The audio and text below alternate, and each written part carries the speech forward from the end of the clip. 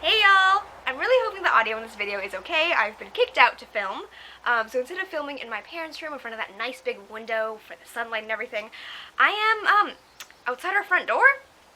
I don't know what's going on, but yeah, I'm really hoping the audio is okay, so I'm sorry if there's any wind or traffic or anything you can hear. My sincerest apologies, but I've been kicked out to film. So this is my May wrap-up, which I'm filming halfway through June, so I'm doing great, guys. I've also barely read anything in June, but that's a whole other story. Oh yeah, before we get started, I want to talk about my shirt. Look, it's the limited edition, like, Taylor Swift shirts for, me. I'm just very excited about it. Sorry, I just want to talk about that. So this is my May wrap-up. In May, I just got back from my first year of university, and I started working. So I'm working as a barista again, which is fun, but I'm supposed to be, like, part-time-ish, like I was going to be like working like 20-something hours a week, and last week I worked 38. So I'm almost full-time now. So it's been a decently busy month. May was also the Asian Readathon, which is hosted by my darling friend Cindy. So of course, as soon as there's a readathon that I want to participate in really badly, and that one of my friends is hosting, I get hit with a reading slump. Of course, who would have guessed? So the first book I picked up in May was Eyre by Charlotte Brontë, which, like, I'm not that upset about, even though it was Asian Readathon, because, as y'all know, this is on my Desperate 2019 TBR. There are so many books that have been on my TBR for, like, a decade, and I still haven't read them. So Eyre, I started it. I am 79 pages in. I've just started chapter 9, and at some point, I got sick of reading Jane's diary entries of, school sucks, I don't like my family, people here are mean, but there's like one nice person. So I kind of got sick of that, and for reading at my breaks at work, so I put this down. So of course, now that I've given up on my classic English literature novel for the Asian Readathon, I pick up classic French literature. This is The Count of Monte Cristo by Alexandre Dumas, and I'm only like 10 pages in. 13! I am 13 pages in. But I started reading it because, as I keep talking about, it used to be my favorite book of all time, trying to see if Eveyln Hugo tops it. I already know Daisy Jones tops it. So, just wanted to reread this for that aspect, but, clearly that didn't go well. So, also, clearly, it's a great Asian start to my Asian Readathon. As you know, in May I did a little bit of an unhaul, which is one of my favorite videos to date, because it's just so chill and chatty. But the day before that, I was looking at my books, and I was like, you know what? I haven't read this book yet, but I can read it. It's really, really short. I can get through this. And again, it's not Asian. It's Pick Up Your Freakin' Phone by Darrell Keezer. It is an entrepreneurship book written by a white man. So again, doing great for this readathon, and this essentially is telling millennials how to be better at business. And here's the thing. I did the business thing as a kid. I did the have my own tutoring school thing. I did the owns an Etsy shop. I did all that. As an actual adult, which is weird to say, but as an 18-year-old, I have no desire to go into business. I have no desire to go through all the bullshit that it takes to, like, have your own business. But for some reason, I read this book. And if you're wondering why I own it, it's because this man came to my university and did a presentation. And at this event, I was one of the workers there. I was working the bar, so I was serving people alcohol, and so he gave me a book and signed it because I was giving people alcohol. So that's why I have this book. I'm going to get rid of it, but yeah, this was fine. I don't know. I think I gave it like 3 stars on Goodreads, but honestly, I was just kind of like, yeah, everything in here feels kind of meh, and also I have no desire to contribute to society by starting my own business. So, yeah. And then the day I did my unhaul, I went, there's another short book I can read, and I read If You Come Softly by Jacqueline Woodson, which was the Life's Library book for December. I'm doing really good at keeping up with reading stuff, guys. So, If You Come Softly by Jacqueline Woodson, if you do not know, it's been out for like 2 decades now, is a love story, I believe it's at the beginning of high school, between... Shoot, it's Jeremiah and, what's her name? Alicia? Ellie? Yeah. So it's, between Ellie and Maya, or Alicia and Jeremiah, and it's an interracial love story, and it is, oh man, I think I give it 4 stars on Goodreads. It is so cutesy. It's a little bit insta-lovey, but I was like, you know what, it's about, like, 15-year-olds, young love, whatever.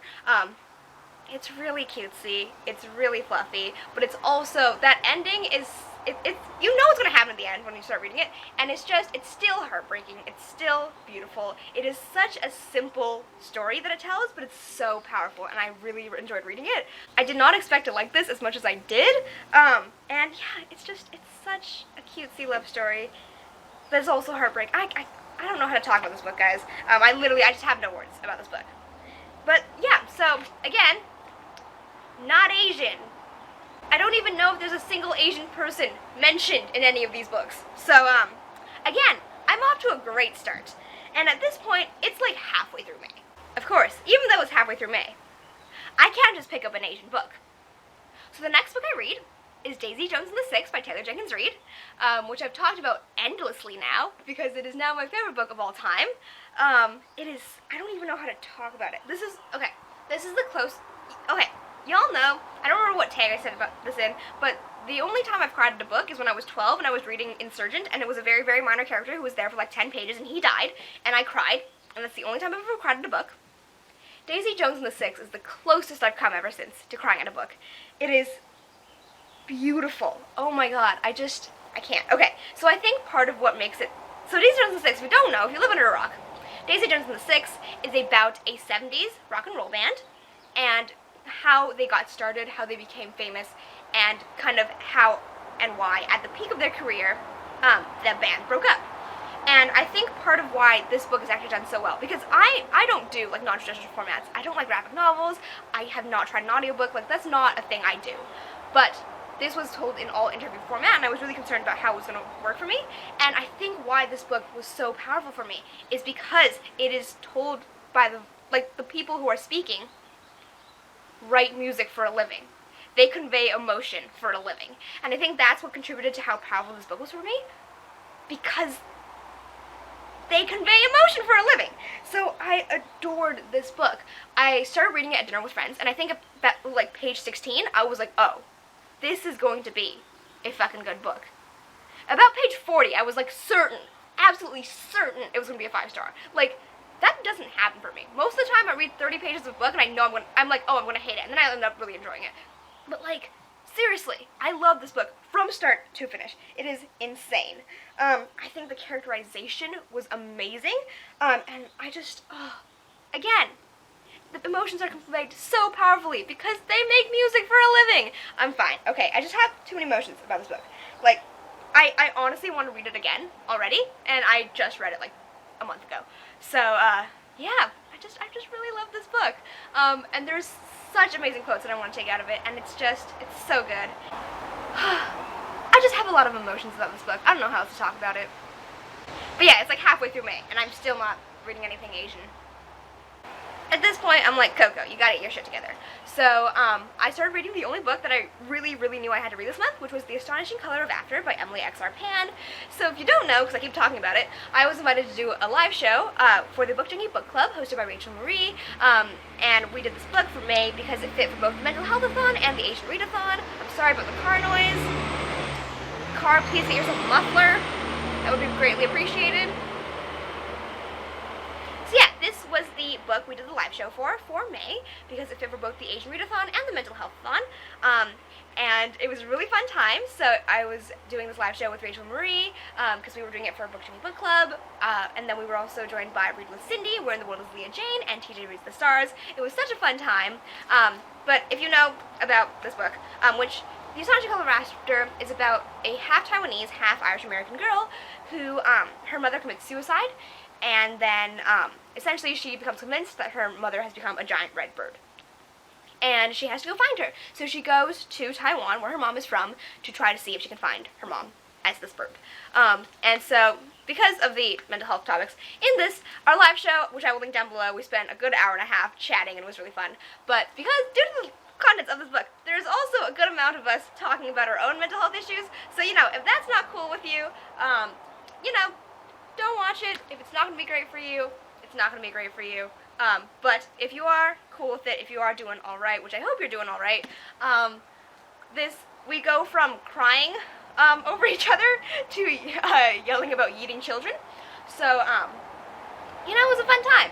So please, if you are at all inclined, if it is not going to affect you and your mental health negatively in any way, please go watch our live show. It was a great time. But yeah, it was my first live show, and I had so much fun. This book, however, was not so much fun. So I gave this 3 stars. So for me, this book just had so much potential. It just had so much potential to be more. I thought it was going to have a lot more talks about mental health, about the aftermath of a loved one's suicide. And I feel like it didn't touch on that nearly enough. I felt like it could have touched so much more on grief and depression and mental health. And more than that, I thought that it could have so much more in the Asian aspect of it. Because I was really excited for this book. The 2 things I was sold on for this book was mental health representation and Asian. And the thing is, it didn't do either of those well enough for me. Mental health, I didn't think it was nearly touched on enough. And I also think they missed so many opportunities for Asian rep. So, for example, at the beginning of the book, at one point, someone points at her and says "huan xue," which means mixed blood, and I thought she was going to go into even for me, car, okay. Even for me, I am full-blooded Chinese, but I am Canadian. I was born in Canada. My first language is still Mandarin, but I speak it not as well as I speak English, which clearly I don't speak English that well either. When I go back to China, people immediately lock me in as foreigner, alien, immediately. And so when she went and did the whole mixed blood thing, I was like, oh, okay, so we're gonna go into some talk about, not feeling Asian enough, not feeling at home and stuff. And they don't go into that much. The most they go into that is regarding the fact that she can't speak much Chinese. And I'm like, but you could do so much more? And the other thing is, I thought it could have gone so much more into mental health in Asian communities. Because, again, watch the live show if you want to hear my own experiences. I don't want to add warnings in here. But, it's not well received in traditional Asian communities. So, I was really hoping for it to talk about that. I was really hoping that they would go into more than they did. And I thought they would go into more, since she goes back to Taiwan and meets her maternal grandparents, I thought they were going to have that conversation with the grandparents, hey, your daughter is dead. And they really didn't. They focused on a whole other storyline with the daughter. And not the fact that she was dead. So, yeah, I thought this could do so much more. I thought it had so much more to give. And I also thought that the love story overtook this book completely. About a good third of this book is about the love story. And, I ship them. I think they're cute. I'm all for a good love story. But not when your selling point of the book is the mental health and Asian stuff. Come on now. So yeah, at some point this became very generic YA, and it had potential, and it just didn't go anywhere. The next book I pick up is Girls with Paper and Fire by Natasha and Ngan. This is my friend Jess's favorite book of all time. Jess 100 Tomes. This is their entire brand, okay? And that's part of why I was so excited to read this book, because they love it. And this is Asian-inspired fantasy, but it's very, very mostly Chinese. And it's about a girl who is chosen to be one of the concubines for the Demon King. So in this world there are 3 types of people. There's the paper caste, who are all human, the steel caste, who are partly demon, and then the moon caste, who are entirely demon. And yeah, so 9 girls a year are chosen to be the concubines, or paper girls, so 9 human girls are chosen to be the concubines for the Demon King. Essentially this book follows the story of one of the girls while she's concubining, and her dealing with concubining, and also her love story with another one of the concubines. I think I would give this book 4 stars.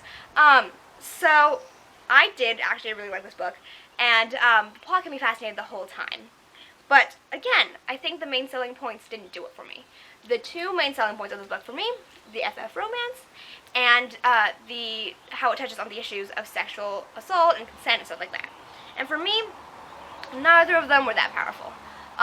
And so that's partly why it's a 4-star. The other thing is because I think a lot of people love the world building of this book, and I just kind of went, okay, so it's 100% Chinese. If you look at the, there's they call all the girls, all the paper girls, the concubines, with the, with ZHI at the end, like, as, what's it called? Like the end of a word. I don't remember. The suffix. Like a suffix? And that's true. It means paper. Like, so much of this book where I was like, yeah, it's just Chinese. Or, like, they talk about the bamboo houses, and I'm like, yep, Chinese. Or they'd be like, this and this and this, and I'd be like, yep, Chinese. So I feel like a lot of this, like, I wasn't that fascinated by the aspects of the world because I was like, I can see where all the inspiration is from. Like, very clearly and blatantly, this is very clearly Chinese. And then, the other thing was just, I liked it, but there was nothing in it for me to love. So yeah, I did enjoy this book, just not as great as I hoped for it to be. Alright, so I've already talked about how much I do not enjoy reading graphic novels. I can't do graphic novels, I can't do comics. I've tried time and time again, it hasn't worked. Except now, okay? Y'all, I read Death Note Volume 1 this May. Oh my god. It is so good. Holy fucking shit. So it's 4-star, because I did really enjoy it. But again, still, like, graphic novel, still not my thing. But it is so good, and I probably wouldn't be able to read it if it was just like a straight up book. Like, I don't think that format would have worked for this story. But it is so good, man. Oh my god. I did not expect to like it as much as I did. But I picked up this book because Murphy Napier talked about it in her reading vlogs, which I love her reading vlogs. Like, I just adore her reading vlogs. And she talked about it and she gushed over Death Note, and I was like, oh, I have to read this. It is really good. Death Note is about the god of death who drops his notebook on Earth, and a 17-year-old boy picks it up. I think his name is Reid? Something, I don't know how pronunciations work. But he picks up the book, and he finds out that if you write a name in it, and the way they die, and you have to think about, like, the person's face when you're writing it, because then you don't confuse, like, someone with the same name. Like, you write, like, the person's name, how they die, when they die, stuff like that. Then they will die in that way, and it's about him, like, dealing with a lot of the issues that come with being able to just kill anyone. I don't know. I don't want to, like, get into more than that, but it is so good. I thought that, actually, the characterization is really good, even though, like, one of my major issues with graphic novels is I can't get characterization from them. I thought the characterization was really well done. I do wish we had more, but it is, again, a short graphic novel, and there's also, like, 12 more volumes, so, like, I'm sure it'll keep improving as the series goes on. I thought the moral questions of it was really fun. I thought the entire concept of the book was actually really fun. Anyways, I just had so much fun reading this book. Can you tell? Like, I'm so excited about this book. I'm really excited to continue the rest of this. I know Murphy is not that excited about the rest of it, but I am really, really excited to keep reading it. However, my library only has volumes, like, 1 and 14 or something like that. So, yeah, I need to find the other copies.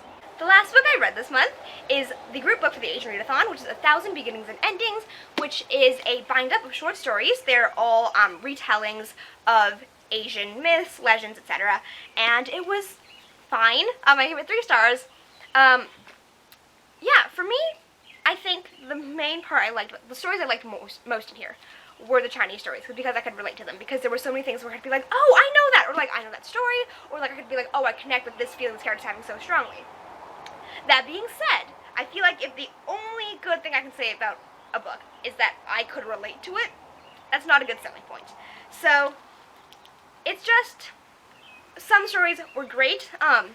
I got to read, the first book in here, I think, is Roshni Chakshi's, and I adore her writing style, actually. I've never read anything by her. I adore her so much. So, like, I'm really excited to read more books by her, but, like, if the main, again, the stories I enjoyed more in here were the Chinese stories, and the other stories were just kind of meh. And the thing is, if the only reason I can enjoy books is because I relate to it, that's not going to happen for everyone. It's not a good selling point for a book. So it was a fun read, but it wasn't great. So at the end of May, I didn't finish this book, but I picked it up. I picked up Little Princes by Conor Grennan, which is about child trafficking in Nepal and trying to reunite the children that were trafficked with their parents. And I only got, like, I got 114 pages in. I didn't finish it in May. I did finish it in June. And I picked it up at the end of Asian Readathon, and all I'm going to say now is that it is very, very clearly written by a white man. It was a fun book, but it's very, very clearly written by a white man. Okay? very clearly. Okay, those are all the books I read in May. I hope you enjoyed this video somewhat, and I hope the audio wasn't too bad, and I will see you sometime. Goodbye.